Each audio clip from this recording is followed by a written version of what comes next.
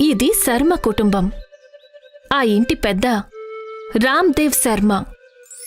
కాని ఈ ఇంటిని నిజంగానే చూసుకునేది మిసెస్ శర్మ గారు మాత్రమే.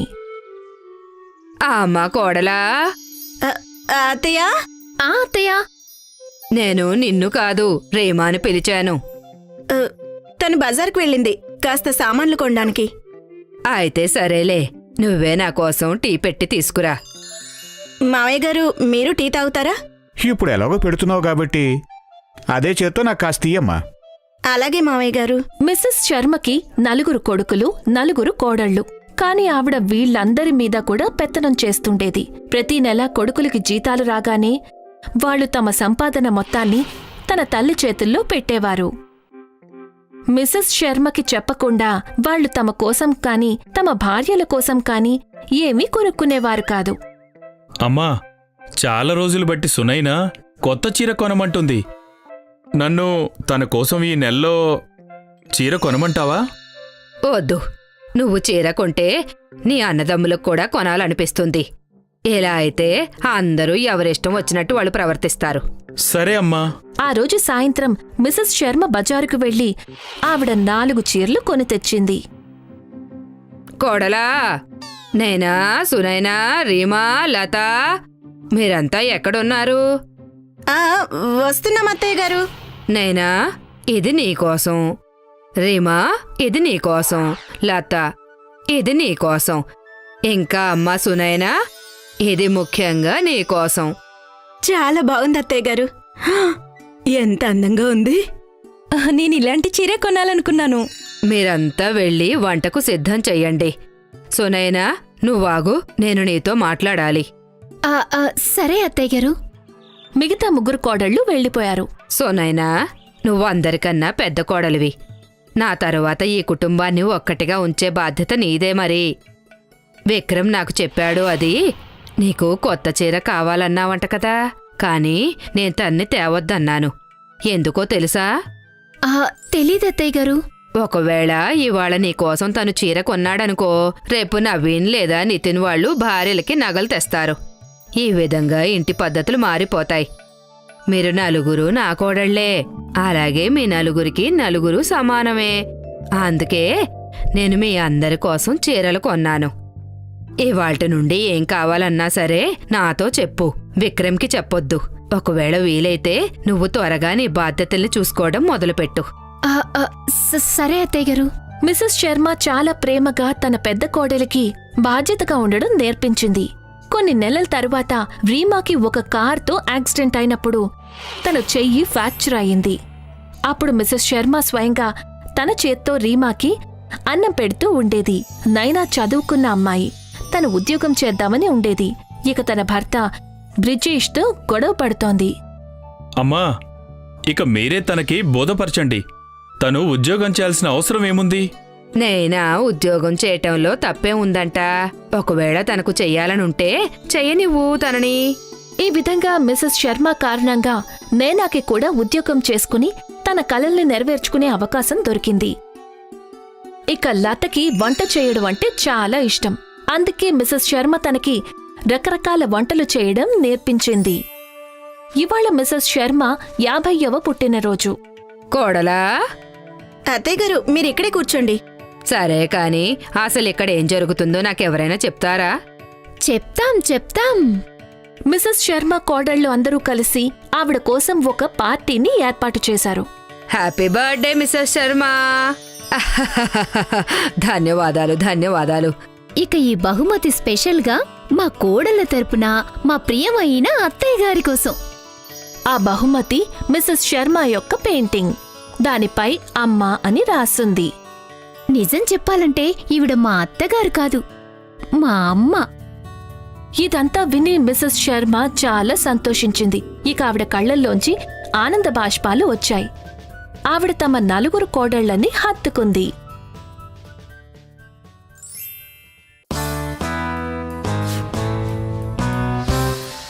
ఇవాల్టి ఈ కథ దుర్గాదేవి కథ.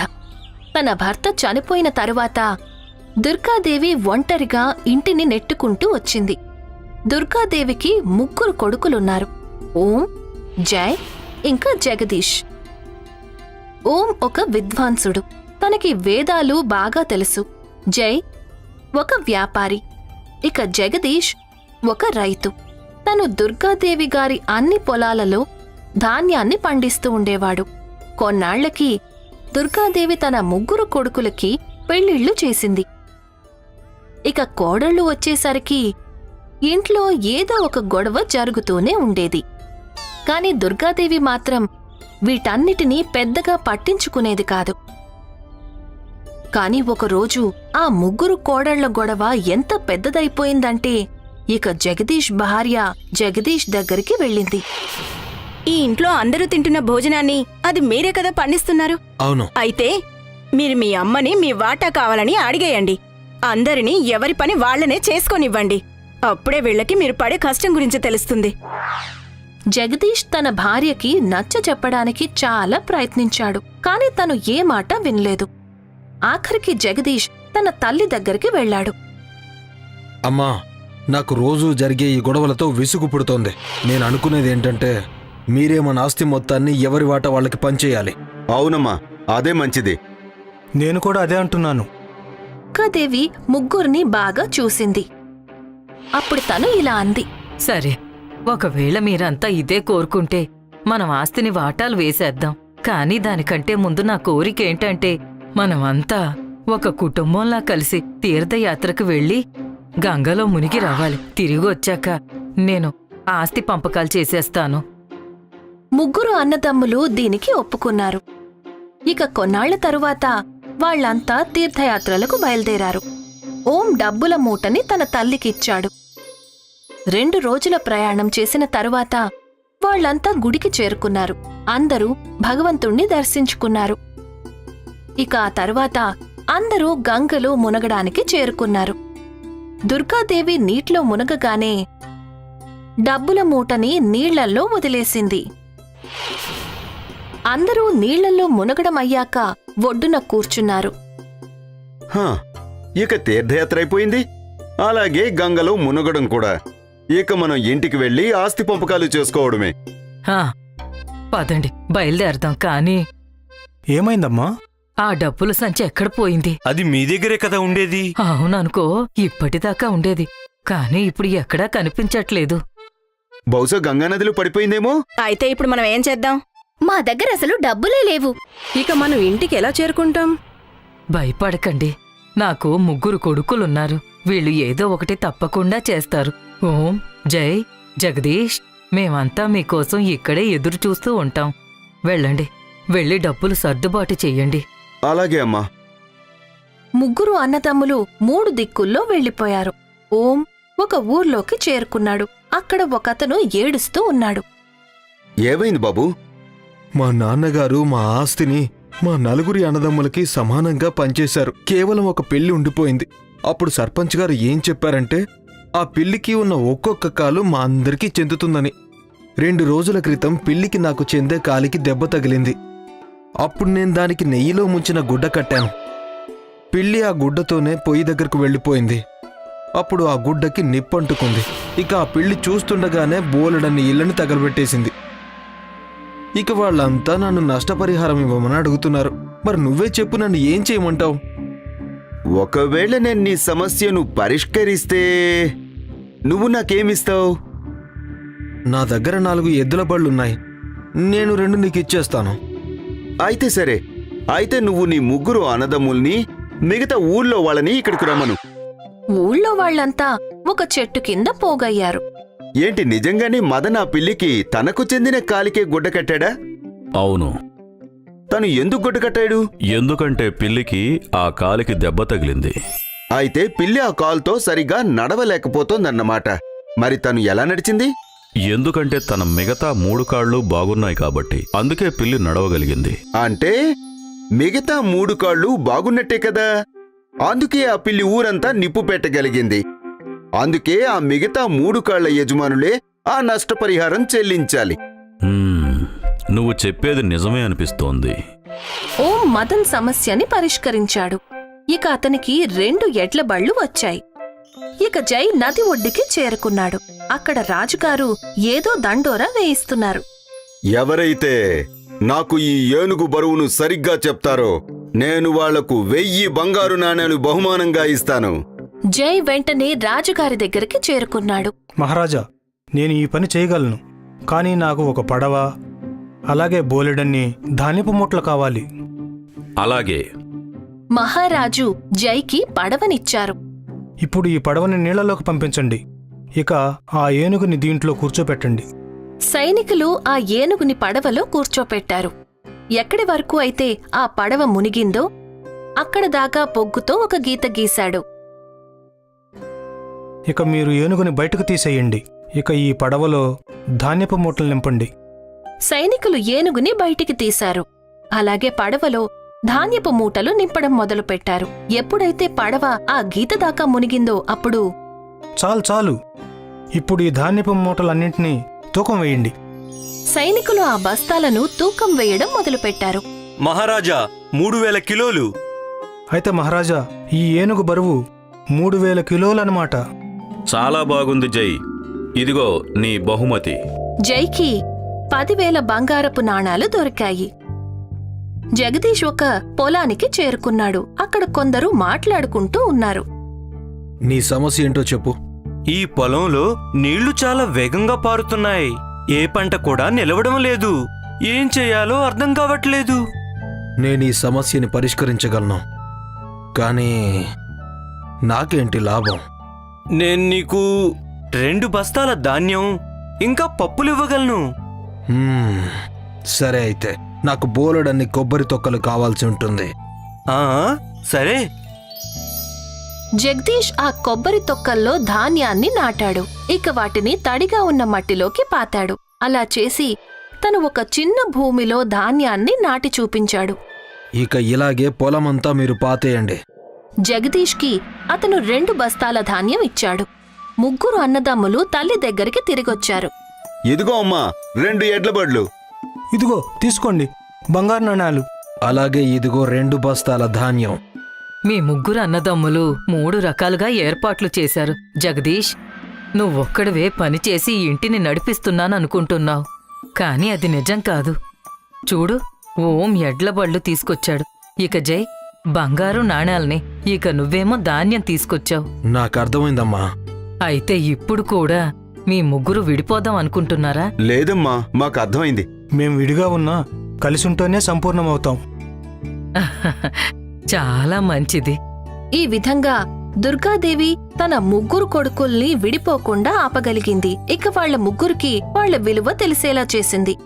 అయితే పిల్లలు, ఈ కథ నుండి మనం ఏం నేర్చుకున్నామంటే మనం అందరితో ఎప్పుడూ ప్రేమగానే ఉండాలి అని. ఈ కథ పిళ్ళై ప్రైవేట్ హాస్పిటల్కి చెందింది. ఈ హాస్పిటల్లో హెడ్ డాక్టర్ ఆర్ఆర్ పిళ్ళై. ఒకరోజు అక్కడికి ఒక యాక్సిడెంట్ కేసు వస్తుంది. అతన్ని చూసి డాక్టర్ ఆర్ఆర్ పిళ్ళై కంగారు పడతారు. ఇతని త్వరగా ఐసీయూకి తీసుకెళ్ళండి, త్వరగా. కానీ ఇంతవరకు ఇతను ఎవరనేది కూడా తెలియలేదు. పోలీసులు రావాలి కదా. ఇతను ఎవరైనా కానీ ముందు నువ్వు లోపలికి తీసుకువెళ్ళు. ఇతని పరిస్థితి ఏమీ బాగాలేదు. ఇతనికి మనం వెంటనే ఆపరేషన్ చేయవలసి ఉంటుంది. కానీ ఇతను ఫ్యామిలీ సంతకం తీసుకోకుండానేనా? ఆ ఫామ్లో నేను సంతకం చేస్తాను. ఇతను మీకు బంధువా ఏంటి సార్, లేక తెలిసిన వ్యక్తా? బంధువు కాదు, కానీ ఇతనెవరో నాకు తెలుసు. నువ్వు వెంటనే ఇతన్ని ఆపరేషన్ థియేటర్కి తీసుకెళ్ళు. హెడ్ డాక్టర్ చెప్పినందుకు నర్స్ అన్ని ఏర్పాట్లను చేస్తుంది.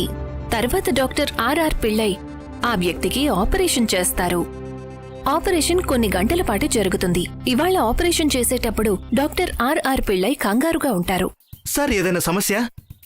ఇతను మీకు పర్సనల్గా తెలుసా? తెలుసు, అలాగే తెలియదు కూడా. ఇతని ప్రాణం నాకు చాలా విలువైనది. ఆపరేషన్ పూర్తయ్యాక డాక్టర్ ఆర్ఆర్ పిళ్ళై కాస్త ప్రశాంతంగా ఉంటారు. హాస్పిటల్ స్టాఫ్ కి ఏం అర్థం కాదు. అసలు విషయం ఏంటా అని ఆలోచిస్తారు. నేను ఎప్పుడూ డాక్టర్ పిళ్ళైని అంత కంగారుగా చూడలేదు. అవును, నేను కూడా. వచ్చిన ఆ పేషెంట్ ఆయనకు బాగా తెలిసినతనా? తెలీదు. సార్ని అడిగితే అతనెవరో తెలుసు కానీ తెలీదు, కానీ ఆ పేషెంట్ ప్రాణాలు మనకు చాలా విలువైనవే అని కూడా అన్నారు. విచిత్రంగా ఉందే. జరిగిన సంఘటనంతా హాస్పిటల్ స్టాఫ్ కి ఏమాత్రం అర్థం కాదు. ఆపరేషన్ జరిగిన కొన్ని గంటల తర్వాత డాక్టర్ ఆర్ఆర్ పిళ్ళై తన క్యాబిన్ లో ఉంటారు. అప్పుడు నర్స్ అతని దగ్గరికి వెళ్లి, సార్, మనం ఆపరేషన్ చేశాం, కానీ ఆ ఆపరేషన్ బిల్ ఎవరికివ్వాలి? బిల్ నేను కడతాను. సరే సార్. నర్స్ బయటికి వెళ్తుంది. బయట నర్స్కి డాక్టర్ ముకుంద్ కనిపిస్తారు. ఇప్పుడేమైంది? దేని గురించి నువ్వు ఇంత దీర్ఘంగా ఆలోచిస్తున్నావు? డాక్టర్ పిల్లైని అడిగితే ఆ పేషెంట్ బిల్ ఆయనే కడతానన్నారు. నాకేం అర్థం కావడం లేదు. ఆయనకి పేషెంట్కి సంబంధం లేదు అన్నప్పుడు, ఎటువంటి పరిచయం లేదు అన్నప్పుడు అసలు డాక్టర్ పిల్లే అతని బిల్లు ఎలా కడతానన్నారు? అదే నాకు అర్థం కావడం లేదు. కానీ నువ్వు ఎక్కువగా ఆలోచించుకో. ఆ పేషెంట్ స్పృహలోకి వచ్చిన తర్వాత మనకి అన్ని విషయాలు పూర్తిగా అర్థమవుతాయి. అలాగే డాక్టర్. ఆ రోజు రాత్రి డాక్టర్ ఆర్ఆర్ పిళ్ళై ఆ పేషెంట్ గదిలోకి మాటిమాటికి వెళ్లి చూసొస్తారు.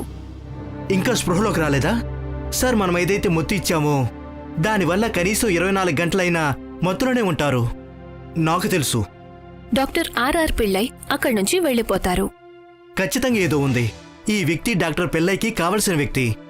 లేకపోతే ఇతన్ని చూడ్డానికి ఆయన ఎన్నిసార్లు వచ్చి వెళ్ళరు. 24 గంటలు గడుస్తాయి. డాక్టర్ ఆర్ఆర్ పిళ్ళై చాలాసార్లు వచ్చి చూసి వెళ్తారు. ఆ తర్వాత కాసేపటికి పేషెంట్ స్పృహలోకి వస్తాడు. నర్స్ ఆ విషయం చెప్పడానికి పిళ్ళై క్యాబిన్లోకి వెళ్తుంది.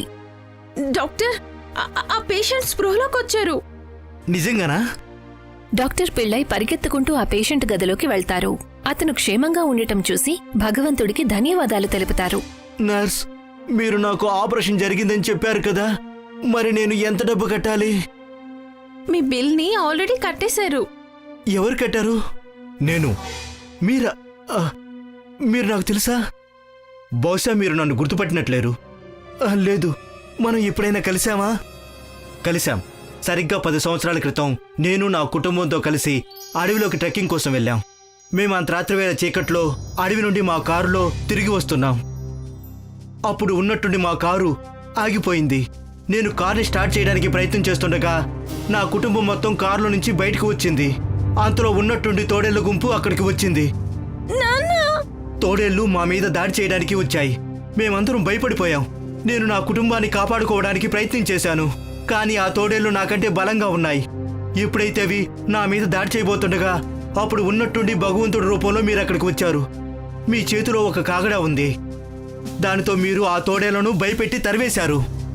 కంగారు పడకండి, అవన్నీ పారిపోయాయి. Thank you so much. మీరు అసలు ఈ అడవి మధ్యలో బండిలో నుంచి ఎందుకు దిగారు? మా కారు ఆగిపోయింది. సమయానికి మీరు రాకపోతే ఆ తోడేళ్లు మమ్మల్ని చంపేసి ఉండేవి. మీరు మా అందరికీ దేవుడు. నన్ను ఇక్కడికి ఆ భగవంతుడే పంపించాడు మీకు సహాయం చేయడానికి. మీరు ఆ భగవంతుడికి ధన్యవాదాలు తెలపండి. ఆ తరువాత మీరు మా కారుని బాగు చేశారు. ఆ సమయంలో నేను మీకు డబ్బు ఇవ్వడానికి ప్రయత్నించాను, కానీ మీరు డబ్బు తీసుకోవడానికి నిరాకరించారు. మీరు నాతో ఏమన్నారు అంటే, ఎవరికైనా సహాయం చేయడం కోసం ఎవరైనా డబ్బులు తీసుకుంటారా? అది కేవలం నా మానవత్వం అంతే. ఆ రోజు రాత్రి ఆ అడవిలో మీరు నా కుటుంబానికి ప్రాణదానం చేశారు. ఇక ఇవాళ మీరు నాకు ప్రాణదానం చేశారు. నేను మీకు ఎంతో రుణపడి ఉన్నాను డాక్టర్ గారు. అసలు నేను మీ రుణం ఎలా తీర్చుకోవాలి? నేను మీకు పెద్దగా ఏమీ చేయలేదు. మీరే అన్నారు కదా, ఎవరికైనా సహాయం చేయడం కోసం ఎవరైనా డబ్బు ఎలా తీసుకోగలరు అని. ఇది మానవత్వం కదా. డాక్టర్ ఆర్ఆర్ పిళ్ళై నవ్వుతూ అక్కడి నుంచి వెళ్లిపోతారు. నర్స్, డాక్టర్ ముకుంద్ ఇంకా పేషెంట్ అందరూ ఆశ్చర్యంగా ఉండిపోతారు. బహుశా దీన్నే కాలచక్రం అని అంటారేమో. ఎవరూ ఎవరికీ అప్పివ్వలేదు, ఏ ఉపకారమూ చెయ్యలేదు.